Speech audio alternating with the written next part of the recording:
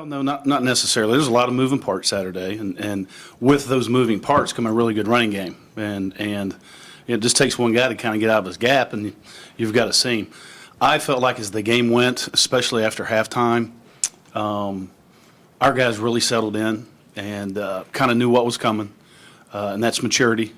That's growing up a little bit, and again, as the game went, we kind of started knowing with those window dressing motions and so forth and so on what plays we were getting, and played pretty well. We'll go over here on the right side to Sam, and then we'll come up front.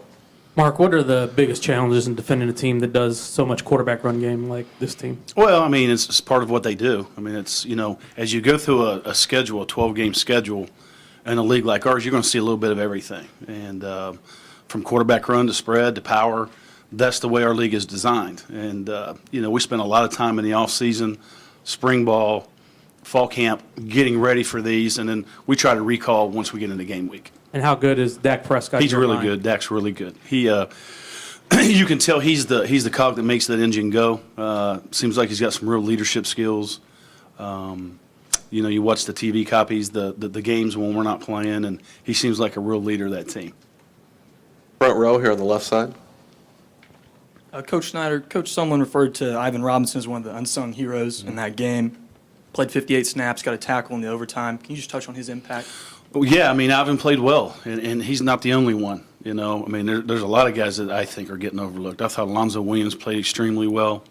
Ivan played really well. Julian played really well. I thought our front played extremely well in that game. We'll go to Gabe here and then over to Suzanne. Or you kind of feel like their receivers get overlooked a little bit when everybody talks about the good receivers. I agree with you, Gabe. Everybody knows about 4. I'm really impressed with number 1. He's a good player.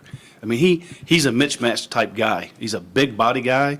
When they get in the red zone, they go to him. And when they need a big play in the passing game, that seems to be the guy that Dak's looking for. I've been impressed with that guy. More than just 4 and 1, too, right? Yeah, they get some other guys, but those are the 2 that stood out to me. In passing downs, they're looking for 4. If they need a big play, it looks to me like they're going to 1. He's going to 1, number 1. Suzanne here in the middle. We'll go Mike in the back. Twofold question. I've been listening to a lot of the national media, and they're talking about Mississippi State center being suspended, and that's like a huge deal. Can you talk? What have you seen on film that they'll be missing? It's just like anybody having an injury. I mean, the other guy has played. I mean, they're putting guys in that's played. They've moved the right guard to left guard and the left guard to center. So those guys have all played. They've played together. So we're going to get their best shot. And because that kind of gave y'all problems last year late in the game. How has he improved on film from last year? Well, last year's game was a little different now. I mean, you look at the score, we're winning by quite a bit. It is a totally different game. So defensively, we're wanting the clock to run and get out of there with a W. That's the whole key. So a lot of his yards came really when the game's out of hand, in my opinion. We backed off, and if they wanted to run him, the clock's running. Let's get out Kyle Field with a W. So maybe a little different animal this year playing over there. And obviously we're going to have to stop the quarterback run game. We know that.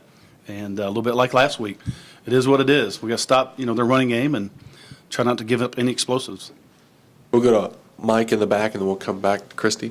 Someone mentioned how Justin Bass has been all over the field, or all over the linebacker positions. Can you talk about the impact he made in Arkansas and what you can expect for him in Mississippi State? And as a two-parter, Master Giovanni seemed to be a little lost in the beginning of the game, but then at the end had that pass deflection and made a lot of plays. Can you talk about his impact as well? Well, start off with Justin, your first question. Justin's Mr. Steady, probably not the most gifted guy in the world, but he's been in our system now for his 3rd year. He got to learn from the likes of Jonathan Stewart, who I thought was a very smart football player. Justin's kind of taken on that role. He can play Mike and Will and give us a blow. I agree with you. Jordan started a little shaky, a little rusty. And again, I think he was a little shell-shocked how good their backs were when he did encounter them. I agree with you. As the game went, our linebackers started playing better. Go Christy here in the middle left, and then we'll come over there. How have you seen Everett grow not only as a player but as a person since you've gotten him? Well, you hope that's the maturation process with all kids. DeShazer did a great job leading Saturday, along with those other guys I mentioned. I mean, they did a fantastic job of leading, and I got to give a shout out to our crowd. They were awesome down the stretch. Our kids were feeding off of that. I was feeding off of that. that was great stuff. Right side aisle, Sam? What were some of your conversations with Armani Watts here in the days after Saturday? Like you would talk with any young guy that's playing for you, We've all been there. We've all done that. We'd be lying if we said we hadn't. And we're going to need him as we go. And we got to move on to the next game. And we'll see how he responds. Got time for a couple more. We'll go to Gabe here in the middle right, and we'll end with KO. When you're talking pre-snap awareness earlier and how that helped you guys, especially on the line, can you kind of take us through? I know Andy wrote a really nice piece about Quaylen Cunningham as a true freshman and his awareness and helping that D-line on that last play of the game. You know what was interesting, Gabe, as the game went, the information we were getting back as coaches was outstanding. As I went back and watched the film, the information we were getting was pretty accurate information. Hey, I peeked my head here. I wasn't in my gap. Let's not go start junking our defense. Let's stick to the game plan, which was the battle cry all week. That stuff was good. As you got into the fourth quarter, as we got into the fourth quarter, if you watch it, guys are calling out the plays with motions and so forth. On the fourth down one, it's pretty impressive. I mean, you see Quaylen sitting here going, ball's coming right here to the C gap. It's coming right here. And that's pretty good. I credit those older guys. Alonzo, Ivan, Julian, those guys played extremely, extremely well game. I mean, I was very, very proud of those guys. We talked about building a wall, and that we did, in my opinion. KO, and then we'll come back into it with Daryl.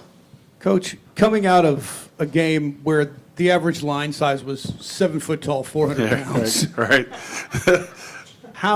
how much does this help, especially some of the younger players, knowing not only did they survive it, but they jammed them up, got them into overtime, and then jammed them up again? Yeah. How does that go down? Point well taken. I mean, that's a confidence builder for those guys. They've been in it now. They've been in the trenches against, 5 Paul Bunyan's, as you said in there, and held their own, So it's got to be a confidence boost for them as we, stay in the SEC West the rest of the way. All right, Daryl.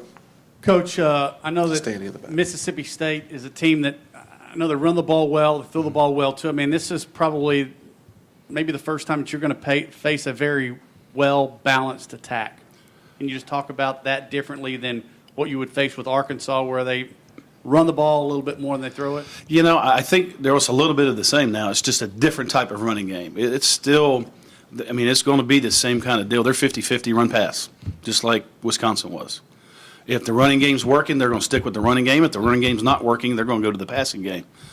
So we're going to have to see how the game unfolds. The difference to me is the different type of running game they bring to the table. It's not big giant guys pounding the tailback at you. It's more of a big giant quarterback trying to run over you.